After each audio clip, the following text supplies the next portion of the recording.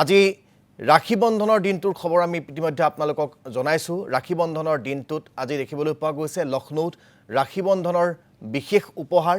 ৰাখী বন্ধন উপলক্ষে 3 দিনলৈ মহিলাৰ বাবে বিনামূলীয়া বাছ সেৱা আগবঢ়োৱা হৈছে। পিছে লক্ষ্ণৌৰ পূৰ্বে অসমতো মহিলা যাত্ৰীৰ বাবে আছিল বিশেষ বিনামূলীয়া বাছ সেৱা, যি বাছ সেৱাৰ নাম আছিল ভ্ৰমণ সাৰথী। সেই সময়ৰ মুখ্যমন্ত্ৰী সৰ্বানন্দ সোণোৱাল আৰু পৰিবহণ মন্ত্ৰী চন্দ্ৰমোহন পাটোৱাৰীৰ কাৰ্যকালত গুৱাহাটীত মুকলি হৈছিল এখন অভিলাষী আঁচনি। 25খন গোলপীয়া বাছেৰে মহানগৰীত আৰম্ভ হৈছিল ভ্ৰমণ সাৰথী বাছ সেৱা। পিছে সময় বাগৰাৰ লগে লগে হঠাৎ মহানগৰীৰ পৰা অন্তৰ্ধান হ'ল ভ্ৰমণ সাৰথী বাছসমূহ। কোট হেৰাল গোলপীয়া বাছ।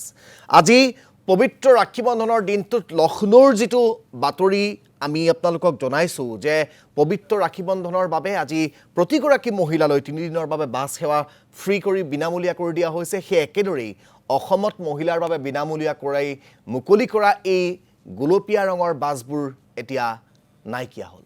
কোট হেৰাল এই বাছসমূহ জানিবলৈ আমি আপোনালোকক এই মুহূৰ্তত আমাৰ সতীৰ্থ পুলক মহন্তৰ কাষলৈ লৈ যাব বিচাৰিছোঁ।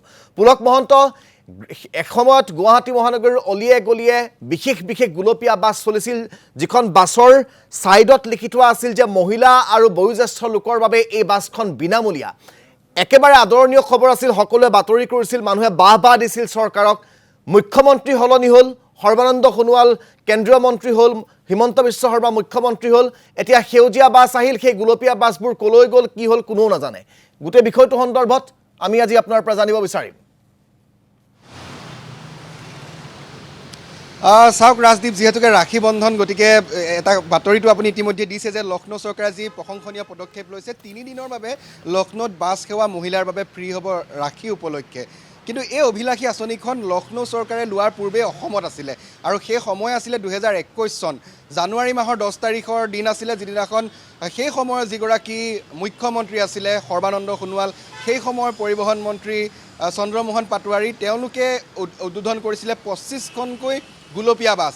আৰু সেই গোলপীয়া বাছসমূহ একেবাৰে বিনামূলীয়া আছিলে মহিলাৰ বাবে, বয়োজ্যেষ্ঠ লোকৰ বাবে আৰু যিসকল বিশেষভাৱে সক্ষম তেওঁলোকৰ বাবে।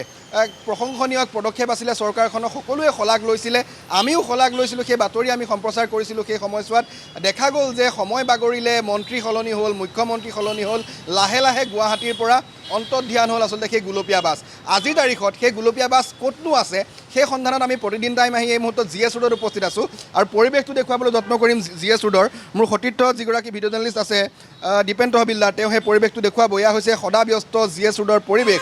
আমি সেই গোলপীয়া বাছৰ সন্ধানত আহিছিলোঁ, যি গোলপীয়া বাছে এক অভিনৱ আঁচনি লৈ আহিছিলে, বিশেষকৈ গুৱাহাটীত কৰ্মৰত যিসকল মহিলা আছে বা যিসকল ছাত্ৰী আছে বা যিসকল গুৱাহাটী মহানগৰীৰ ইটো প্ৰান্তৰ পৰা সিটো প্ৰান্তলৈ যাবলগীয়া বয়োজ্যেষ্ঠ লোক আছে, তেওঁলোকৰ বাবে যথেষ্ট সকাহ আৰু সুবিধা দিছিল সেই গোলপীয়া বাছে।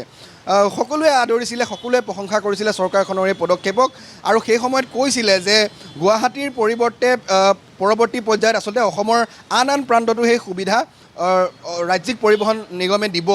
আৰু যথেষ্ট আদৰৰ সেই সময়ত সকলোৱে সন্মান জনাইছিলে, সকলোৱে সেই কথা প্ৰশংসা কৰিছিলে। কিন্তু আজিৰ তাৰিখত যিটো ছবি, সেয়া হৈছে যে দূৰ দূৰলৈকে, এয়া আমি GS ৰোডত উপস্থিত আছোঁ, দূৰ দূৰলৈকে আমাৰ কেমেৰাৰ লেন্সত হওক বা আমাৰ চকুৰে আমি এখনো আচলতে গোলপীয়া বাছ আজিৰ তাৰিখত মহানগৰীত চলাচল কৰি থকা আচলতে দেখা পোৱা নাই। তাৰ পৰিৱৰ্তে যদি আমি দেখা পাইছোঁ 200খন যিহেতু গ্ৰীণ বাছ আহিলে, আমি গ্ৰীণ বাছ দেখিছোঁ, আন যিসমূহ চিটি বাছ আছে সেই চিটি বাছসমূহ দেখিছোঁ। কিন্তু লক্ষ্ণৌ চৰকাৰে মহিলাসকলৰ বাবে এই ৰাখী বন্ধনৰ যিটো উপহাৰ দিছে, সেই উপহাৰ আচলতে অসম চৰকাৰে কেতিয়াবাই দি থৈছিলে অসমৰ মহিলাসকলক বিশেষভাৱে সন্মান জনায়। কিন্তু হঠাৎ ইমান এখন ভাল আঁচনি, ইমান এখন প্ৰশংসনীয় আচলতে ৰাজ্যিক পৰিবহণ নিগমৰ আঁচনি, সেই আঁচনিখন ক'ত, কিয় আৰু কি কাৰণত অন্তৰ্ধান হ'ল, সেয়া কিন্তু এই মুহূৰ্তলৈকে কাৰো হাতত কোনো উত্তৰ নাই। আৰু সেই গোলপীয়া বাছবিলাক আজিকালি ক'ত নাইকিয়া হৈ গ'ল, গোলপীয়া ৰং সলাই আচলতে এতিয়া কি ৰঙৰ বাছ হ'ল, সেয়াও এই মুহূৰ্তত আজিৰ তাৰিখত এক নুবুজা সাঁথৰ বা ডাঙৰ প্ৰশ্ন। এতিয়া কথাটো হৈছে যে যিখন আঁচনি পূৰ্বতে অসমত আছিলে, সেই আঁচনিখন দেখি লক্ষ্ণৌ চৰকাৰে আজিৰ তাৰিখত ৰাখী বন্ধন উপলক্ষে 3 দিনৰ বাবে লক্ষ্ণৌত মহিলাসকলৰ বাবে যি বিনামূলীয়া বাছ সেৱা দিছে, সেই আঁচনিখন আচলতে অসম চৰকাৰে 2021 চনতে আৰম্ভ কৰিছিলে। কিন্তু আজিৰ তাৰিখত সেয়া এক প্ৰকাৰ ফুটুকাৰ ফেন। হয়তো মুখ্যমন্ত্ৰী সেই সময়ত সৰ্বানন্দ সোণোৱাল আছিলে, আজিৰ তাৰিখত মুখ্যমন্ত্ৰী ডক্টৰ হিমন্ত বিশ্ব শৰ্মা, সেয়ে হয়তো সেই সৰ্বানন্দ সোণোৱালৰ দিনত মুকলি হোৱা সেই আঁচনি আজিৰ তাৰিখত হয়তো কাৰ্যকৰী হৈ থকা নাই। সেয়া তেওঁলোকে বন্ধ কৰি দিলে। কি কাৰণত বন্ধ হ'ল, কিয় বন্ধ হ'ল সেয়া কোনেও গম নাপালে।